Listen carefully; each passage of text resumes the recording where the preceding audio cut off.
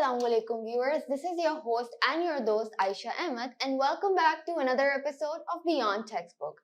So today the guest we have with us is the CEO of OMC House, and not only has his firm been a leader but is also providing services like management, financial management, business leadership and tax advisory. And apart from that, his past experience has covered and grown many businesses in the world of taxation. So without any further ado, let me give a warm welcome to our guest, Sir Kashif Nawaz. Assalamu alaikum, Walaikum sir. salam. So without further ado, sir, let me start off with a basic question. कि मतलब आपने why did you choose such a field like tax consultancy जिसको लोग इतना prefer नहीं करते? ठीक है, ये क्वेश्चन बहुत अच्छा है और ये काफ़ी लोग मुझसे पूछ भी चुके हैं कि आपने अपना कोर स्किल टैक्सेशन ही क्यों बनाया? क्योंकि देखिए मैंने अकाउंटिंग सर्विस भी दी हुई है, external audit, forensic audit, fraud investigations, internal audit, ERP implementations, ये भी मेरी सर्विसेज मैं काफ़ी कंपनीज को दे चुका हूँ। एज अ कंपनी भी हम दे चुके हैं और एज एन इंडिविजुअल भी दे चुका हूँ। लेकिन वो कहते हैं कि आपने पूरा फोकस टैक्सेशन पे क्यों कर दिया? थोड़ा सा मैं सिनेरियो बताता हूँ कि हमने इस बिजनेस को स्टार्ट किया था 2012 में। और 2012 से लेके 15 तक हमने टैक्स सर्विस कभी भी नहीं दी थी। 15 के अंदर जाके कुछ लोग मेरे पास आए, उन्होंने एडवाइजरी दी कि हमें टैक्सेशन की तरफ काम करना चाहिए। उन्होंने कहा कि हम आपके साथ ज्वाइन भी होते हैं। वो उनका स्किल था, उनका थोड़ा सा एक्सपीरियंस था टैक्सेशन की तरफ। तो मर्जर था कि आप मर्जर यही यानी कि वो हमारे साथ इंडक्ट होना चाहते हैं कि आप यहाँ पे सर्विसेज को ऑनबोर्ड करें टैक्सेशन की।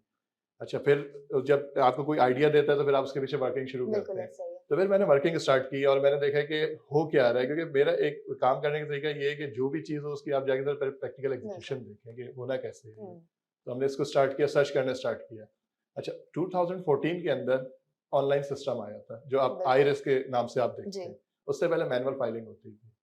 जब मैंने उस ऑनलाइन फाइलिंग को देखा और जब मैंने सिस्टम्स को देखा और मैंने देखा कि मार्केट में सर्विस कौन कौन लोग दे रहे थे, तो दो लोग जो सर्विसेज ज्यादा दे रहे थे, एक वो थे जो रिटायर्ड पर्सन से एफबीआर से, ठीक है, उनको लॉयर कहते हैं लोग ना, उनको भी, और दूसरे लॉयर्स दे रहे थे, एडवोकेट जो इस फील्ड में थे टैक्स फाइलिंग। अभी भी हम जब अक्सर लोगों से मिलते हैं तो वो यही एक्सपेक्ट करते हैं कि लॉयर है। मुझे भी कहते हैं आप लॉयर हैं, तो मैंने बोला नहीं मैं लॉयर नहीं हूँ, मेरा कोई बैकग्राउंड नहीं है लॉ का।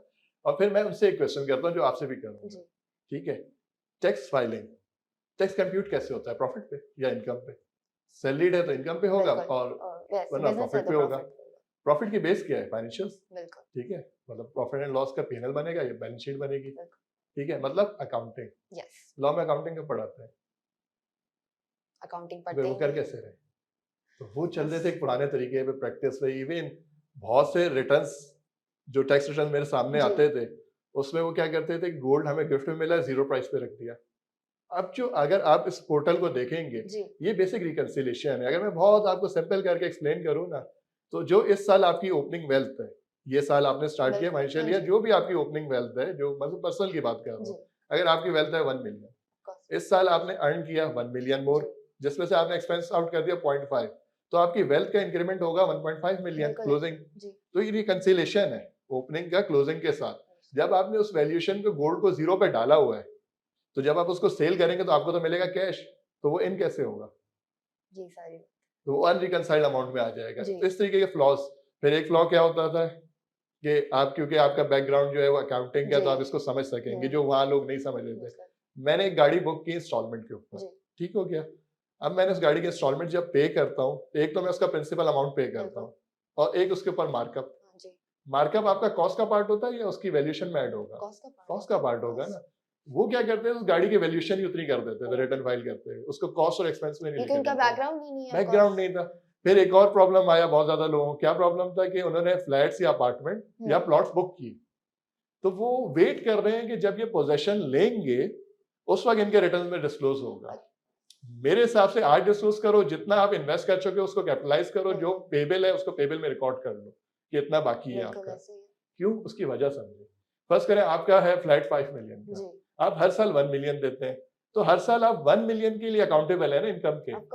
जब आप इसको 5 साल में एकदम 5 मिलियन इंजेक्ट करेंगे तो एफबीआर एक्सपेक्ट करेगा कि आपने इस साल 5 मिलियन कमाया, तो आपकी उसके ऊपर 5 मिलियन के ऊपर टैक्स लगा देगा। तो ये एक तो गैप नजर आया मुझे कि जो सर्विस डिलीवर कर रहे थे वो वो एक्चुअली कॉम्पिटेंट नहीं थे। एग्जैक्टली और हमारे जो अकाउंटेंट के जो मतलब बैकग्राउंड रखते थे वो इस फील्ड में आ नहीं रहे थे, हम्म और ये एक बहुत बड़ा गैप है। हम्म मैंने जब प्रैक्टिकली किया तो लोगों को ये चीज़ बहुत पसंद आई कि अब ऐसे लोग आ रहे हैं जिन जो लॉजिकली इन चीज़ों को बिल्कुल समझते एक हैं। सोसाइटल नॉर्म की वजह से नहीं अवॉइड कर रहे बिल्कुल। अपॉर्चुनिटीज को। और सिर्फ इससे जब हमने इसको 2017 से प्रॉपर हमने बाकी सर्विसेज को फिर हमने क्लोज करना शुरू कर दिया, बिल्कुल और पूरा हमारा जो फोकस था वो टैक्सेशन पर आया। तो अगर आप मेरा 2017 से लेके आज तक का जर्नी देखें तो हम 8000 से भी ज्यादा क्लाइंट को क्रॉस कर चुके हैं। माशाल्लाह। तो उसकी वजह क्या थी कि लोग जो थे, जो हमें भी रेफर करते थे, जो हम्म, हमारे एग्जिस्टिंग क्लाइंट थे, तो वो इसी से बताते थे कि ये उस एजुकेशनल बैकग्राउंड से हैं जो इन चीज़ों को बहुत अच्छा डील करते हैं। माशाल्लाह। तो ये चीज़ें हैं। बस सर, अच्छा आप मुझे बताएं, जो अभी नई टैक्स रिजीम आई है, अगर आप बेसिक वर्ड्स में इसको एक्सप्लेन करना चाहें तो मतलब what exactly change has been brought after this regime. अच्छा देखें, पहले ये समझें कि गवर्नमेंट जो है ना काफ़ी सालों से, अगर आप देखें तो एक गवर्नमेंट कोई भी हो, अगर एफबीआर का सिस्टम देखें तो वो टाइटन अप करता जा रहा है अपने आप को ऐसे बिल्कुल ऐसे। ऐसे। 2015 से उसके बाद 17 आगे 19 में एक टैक्स एमनेस्टी स्कीम आई थी, उसके बाद टाइटन अप किया गया सिस्टम को। फिर पॉइंट ऑफ सेल को लेकर आए ये लोग, जी। मुस्लिम ये पॉलिसीज को लेकर आ रहे हैं। इस वक्त जो लॉ पास हुआ है अभी सेनेट कमेटी से हुआ है, उसको आगे प्रोसेस से गुजरना जी। है।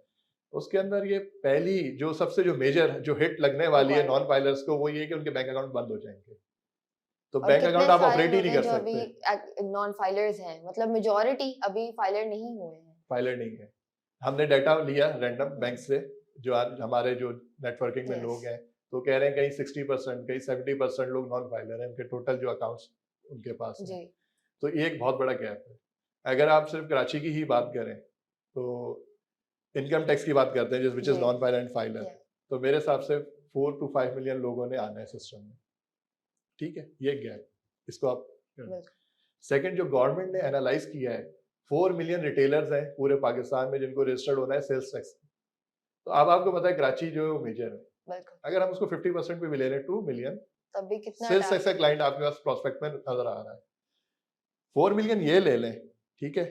बड़ी फर्म्स नहीं आती ग्राउंड के ऊपर, बिग 4 ले लें या बिग 10 ले लें, और ना उनकी सोच है इस तरीके से बिल्कुल। वर्किंग करने की। ठीक है, वो एक बहुत पुराने तरीकों पे काम कर रहे हैं, उनके मार्केटिंग स्टाइल, मार्केटिंग वो पैटर्न भी डिफरेंट बहुत है। पुराने हैं। ठीक हो गया। तो ये ओपन एक फील्ड है, इस वक्त एक बड़ी अपॉर्चुनिटी है स्टूडेंट्स के लिए कि जो अपने आप को इस तरफ डाइवर्सिफाइड करेंगे सर, तो टैक्सेशन वही की मेरा तरफ। नेक्स्ट क्वेश्चन वही होने वाला था कि मतलब स्टूडेंट्स का एक हमारा एक माइंडसेट बन जाता है कि if you are doing finance और यू आर डूइंग अकाउंट्स, तो हम आगे जाके ऐसी ही फर्म्स को ज्वाइन करें, टैक्स की तरफ हमारा उतना फोकस नहीं जाता। सही। तो मतलब how will you encourage students के आप कंसल्टेंसी फर्म्स को ज्वाइन करें when there are so many career opportunities over here as well.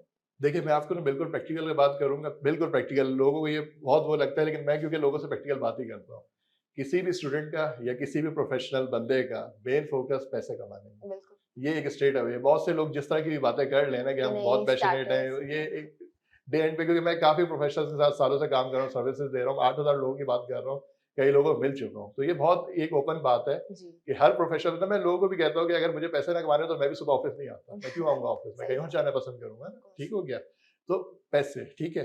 अब ये एज अ कैरियर स्टूडेंट ने ये सोचना है। अच्छा, स्टूडेंट सबसे बड़ा मिस्टेक क्या करता है, आज वो स्टूडेंट है, कम से कम आज से 4-5 साल बाद उसका करियर प्रॉपर स्टार्ट होगा, जिसमें मेरे ख्याल से 3 साल का आर्टिकल होगा, उसके मतलब बाद 2-3 जाके साल की एजुकेशन है, जिसने अभी करियर स्टार्ट किया है। हम्म तो 5 साल के बाद का क्या सिनेरियो है वो देखें ना। वो मैं आपको एक सिंपल सा, अक्सर लोगों को एक क्वेश्चन करता हूँ कि अगर आप आज से 20 साल पीछे चले जाएं तो चार्टर्ड अकाउंटेंट के पास बहुत ज्यादा थी और उनको बहुत अच्छी सैलरीज भी ऑफर होती बिल्कुल। थी।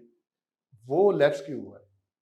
सॉफ्टवेयर, एआई, इतनी वेरिएशंस आ गई हैं अब कि वो डाइवर्सिफिकेशन की वजह से लोग प्रेफर करते हैं to go at that point. ठीक है, ह्यूमन ब्रेन को रिप्लेस कर ऑफ दिया। कोर्स। अकाउंटिंग और फाइनेंस, जिसके अंदर आप बेसिक से स्टार्ट करते हैं, जर्नल से, जर्नल लेजर बनाना, trial balance, cash flow, balance sheet, PNL, ठीक है, रिकंसिलिएशन, सॉफ्टवेयर कर रहा है। अच्छा, सॉफ्टवेयर के अंदर और आप इस चीज का ना प्रैक्टिकली टेस्ट केस भी कर लीजिए एसएमईज में जाके, वहां पे वो लोग आपको मिलेंगे जो सालों से बैठे हुए, बिल्कुल। उनकी फील्ड भी नहीं थी, लेकिन वो इतने प्रैक्टिकल हो चुके हैं, डाटा एंट्री कर करके वो आपको रिपोर्ट निकाल के दे देंगे। आप बोलेंगे सेल्स रिपोर्ट दो, सेल्स रिपोर्ट निकाल के दे देंगे, सेल्स रिटर्न रिपोर्ट दे दो, ये एक्सपेंसेस क्या हुए, वो आपको ग्रॉस प्रॉफिट भी निकाल के दे देंगे, इस पूरे प्रोजेक्ट में ये नेट प्रॉफिट आया, जो उनका एक्सपीरियंस काम कर करके हो गया।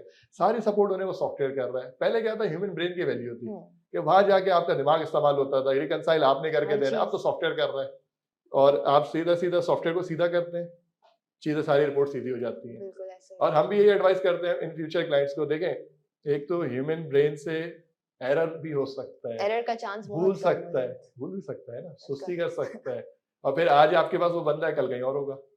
ऐसा तो ही हम खुद अपने क्लाइंट को प्रेफर करते हैं कि भाई आप एक ईआरपी Soft- सिस्टम ले लें, जैसे कि अकाउंटिंग सॉफ्टवेयर ले लें, और किसी भी ऐसे बंदे को जो आपके पास लॉन्ग रन रुके उसको ट्रेन करें, उससे यूटिलाइज करवाएं। ये बहुत बेटर ऑप्शन है, पर ये एक अनडिनाइबल फैक्ट हो जाता है। जैसे इफ वी कंपेयर के, अभी थोड़ी देर पहले बात हो रही थी कि स्टाइपेंड हमारी starting in articles is about 19,000 which बिल्कुल is a very minor amount. बिल्कुल और अगर हम ऐसी फर्म्स को ज्वाइन करते हैं which is offering a good handsome amount, तो हम क्यों, why should we deny these offers? मतलब हम तक ये स्टूडेंट्स तक बात इस तरह पहुंचाई ही नहीं जा रही, कन्वे ही नहीं की जा रही कि to come into these consultancy firms बहुत इंपॉर्टेंट है। अच्छा, मैं आपको कुछ प्रैक्टिकल चीजें भी और बताता जी हूँ। मैंने तबानीस से ही पढ़ा है, बिल्कुल। ठीक है, और मैं मतलब तबानीस का जो उस वक्त, अब मुझे इस वक्त नहीं पता क्या हो रहा है, लेकिन जी। उस वक्त की जो बात करूँ उसमें बहुत सी टीचर्स अभी भी हैं। उन्होंने हमें ट्रेन और पढ़ाया इस तरीके से बिल्कुल। था कि हमने डायरेक्ट जाके प्रैक्टिकली काम शुरू कर दिया, ट्रू। ठीक है, क्योंकि वो हमें बहुत प्रैक्टिकल ट्रेनिंग, प्रैक्टिकल मतलब एक ब्रिज किया हुआ था उन्होंने आउटर वर्ल्ड से कि क्या हो रहा है। मैंने वहाँ से ट्रेनिंग ली है, उसके बाद मैंने एग्जीक्यूशन करना शुरू कर दी। सिर्फ मसला आता है स्टूडेंट का कॉन्फिडेंस का, ट्रू। ठीक है, सिर्फ उसमें डर होता है कि होगा कैसे, होगा कैसे। मुझ में नहीं था। अब मैं आपको बता रहा हूँ कि इस वक्त मैं एक ऐसी कंपनी को हेड कर रहा हूँ जो 8,000 से ज़्यादा क्लाइंटेल को सर्विस दे चुकी है, जिसमें कॉर्पोरेट्स भी हैं, इंडिविजुअल्स भी हैं, पॉलिटिशियंस भी हैं, फोर्सेस भी हमारी क्लाइंट्स हैं, डिफरेंट हर तरह के लोग, मतलब गवर्नमेंट क्लाइंट्स भी हैं, प्राइवेट सेक्टर भी है, बिजनेस सेक्टर भी है। और मैंने अपना कैरियर स्टार्ट ही यहाँ से किया था, जी। ओएनसी हाउस से बना के उसको।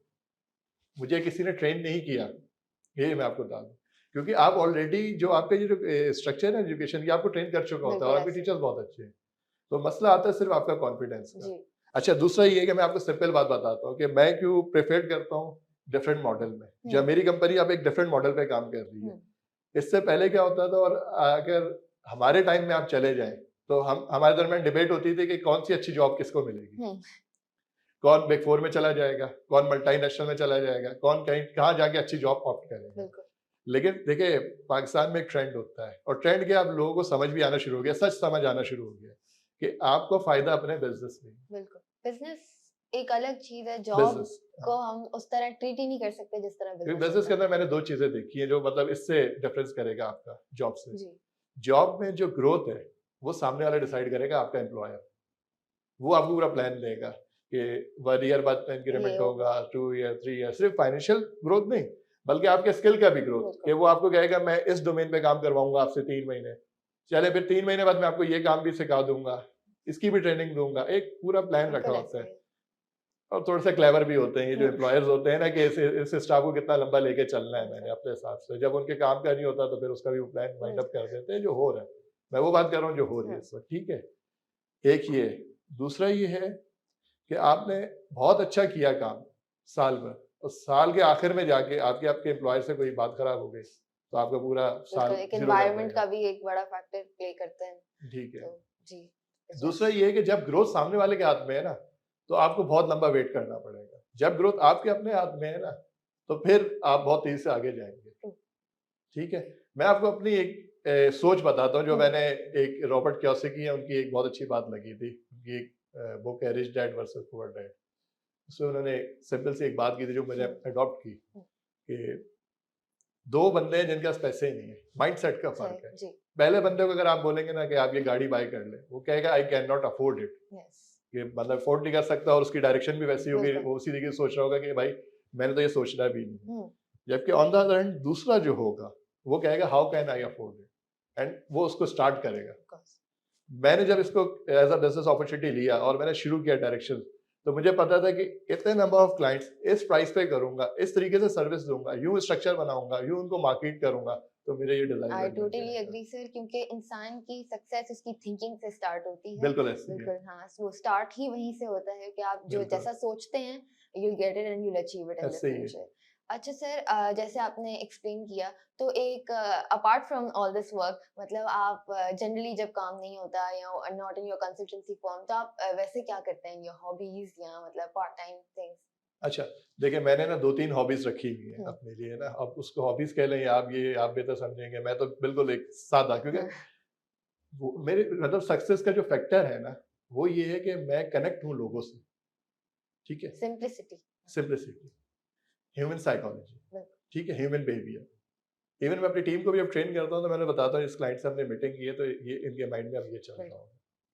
जो भी नया प्रोडक्ट, नई सर्विस आती है हमारी, पहले मैं खुद जाके ग्राउंड पे उसको देखता हूँ कि कैसे रिएक्ट कर रहे हैं। उससे क्या फ़ायदा है कि फिर मुझे ऑफ़िस में आके कोई नहीं बता सकता कि ये चैलेंजेस आ बिल्कुल। रहे हैं, वो मैं देख चुका होता हूँ।